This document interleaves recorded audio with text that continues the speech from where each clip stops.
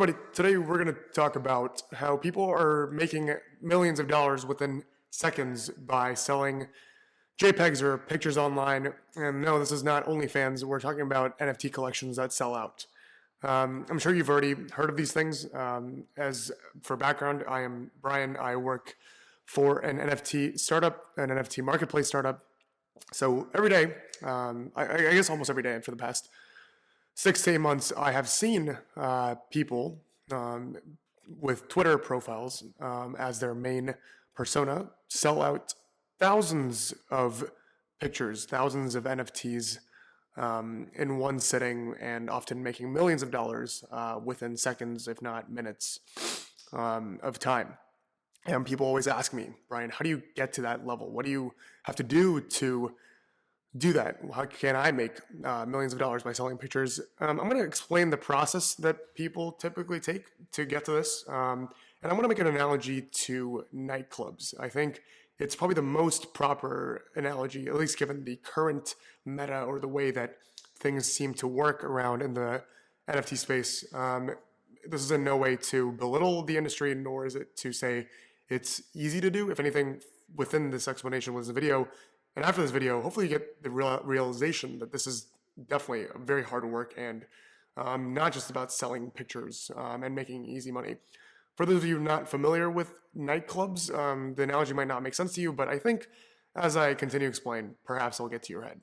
Nightclubs and NFTs both exist because of this human emotion we describe as hype or anticipation, or the feeling that something may occur. When you and the boys or you and the girls go out clubbing, you're often having conversations like, today's going to be lit. This is going to be the best time ever. I'm going to meet the girl or guy of my dreams. Hopefully you don't say that when you go night clubbing, but you use other more vulgar words like, I'm going to get with blank or hook up with blank or, get the ditty done at the clubs. There's some level of anticipation. Or maybe you're going to de-stress, you're going to have a great time, you're going to have a club table to yourself. Bottom line, you're going to clubbing in anticipation of something. NFTs are the same. NFT communities want to build up this hype as they're trying to sell. You want to sell the idea that the thing that you're selling is going to be worth something more in the future. The same way that nightclub promoters and sellers and the host and the owner of the club wants to sell you the idea that night clubbing will get you something by gaining entry into this place. Number of different things obviously apply as you think about going to this club. Who else is going to be at this club? Have the club owners operated other cool parties and other cool nights before? Are they known for hosting cool parties?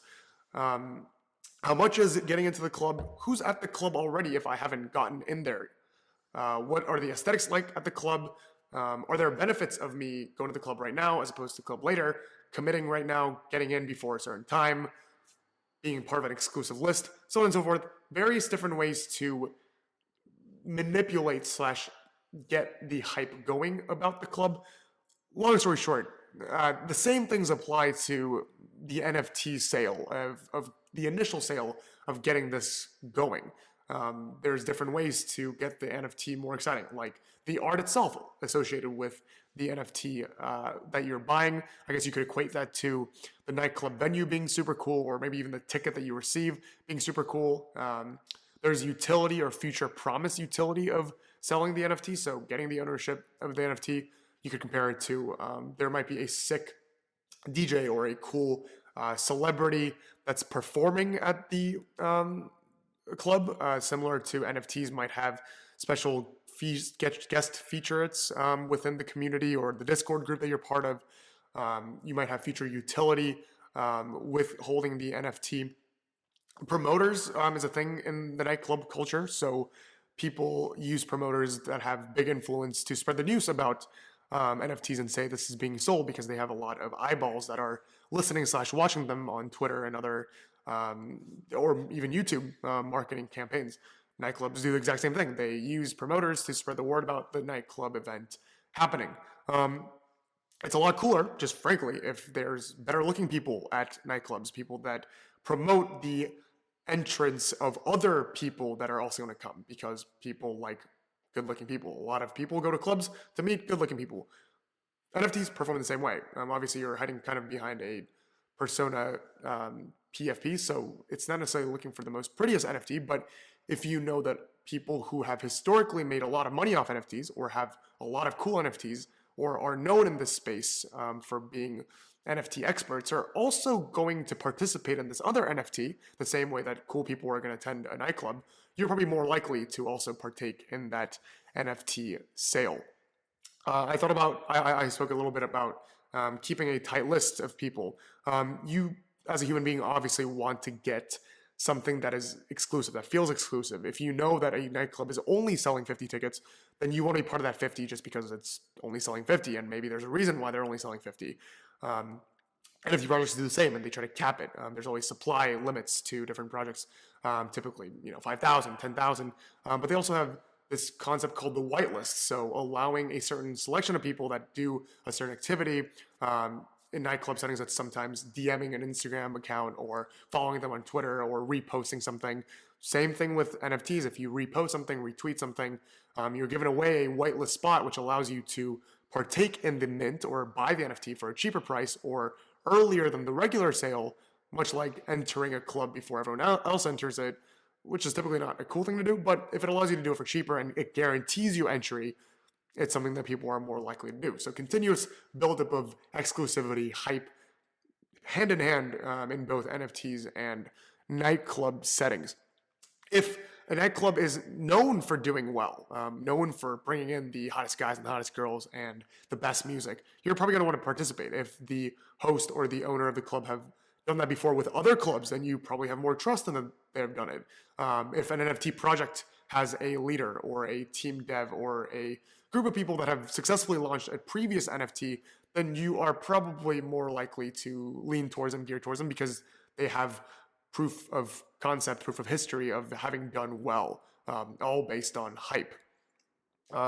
This analogy kind of goes deeper in the sense that you might get to a club / you might buy into an NFT and realize this is nothing and there's no one else cool in there, and you might be one of the 5 people and you're like, damn, this night was for naught. And a lot of that happens. I think up until the build-up, people are excited and they're like, yo, this is gonna be the next new big thing. And the moment you get in, you're like, this is definitely not the next new big thing. I'm sure you have experiences like that where you're going clubbing or even bar hopping and thinking, tonight's gonna be the night that I'm gonna have the best time of my life. You get in the door and you're like, damn, this sucks, no one's here. Same thing with NFTs. So a lot of different things have to really magically align for the boom to happen and maintain that hype. I think maintaining hype is one of the hardest things to do, especially in a world where there's always something new to be hyped about. And NFTs is no different, if not an extreme case of this, where different projects come out every single day and you get exhausted and you don't even know what to be hyped about because there's so many things coming at you at once. You don't know what to compare what to. Hype is not really measurable. Human beings are not very good at adjusting to things, at multiple things at the same time. It's kind of like if you had 10,000 different options of nightclubs thrown at you every single day and you have a decision to make whether or not you should partake in them or not, and then you feel even worse because you know how each of those people that went to those clubs performed whatever they want to measure at those clubs afterwards. Just think about that. Think about knowing after not going somewhere how much fun your friends had, and it's quantifiable. You could see it in front of your eyes, measured to the dot. Friend X had X amount of fun, and that's what you missed out on. And the amount of fun continues to get bigger and bigger and bigger. And imagine it in kind of a dark way that you can even sell the fun experience that you had at the nightclub to other people who are also having that FOMO and continuously get the pie bigger. That's NFTs in short. I don't know if that was the most appropriate analogy, but I really do think that in the industry of raising hype and awareness, nightclub is probably the best analogy. I really wanted to make this video because I wanted people to know that it's not an easy task to do to sell an NFT collection out. I've seen plenty of people fail at it. I'm sure some have been lucky. Some have caught in a beginning wave when people are more less reluctant to be more diligent about how they go about buying something. But all in all, especially right now, it's very hard to sell out an NFT collection. People have very high expectations on both ends. So all in all, my one sentence summary is that it's pretty much immature to have insanely high expectations. If you're hosting a club or if you're attending a club, know at the end of the day, perhaps staying home for the night is the best neutral decision to make. Granted, you should still partake in Web3. You should try minting NFTs, at least for the experience, but don't do it with the anticipation that you're going to become a millionaire overnight, because that's most likely not going to happen. The same way that your night at the club is not going to be the best night of your life, and you won't meet the love of your life, most likely. As always, I thank you guys for watching, and I will see you guys in the next video. Or next time, wherever you are. Let's go.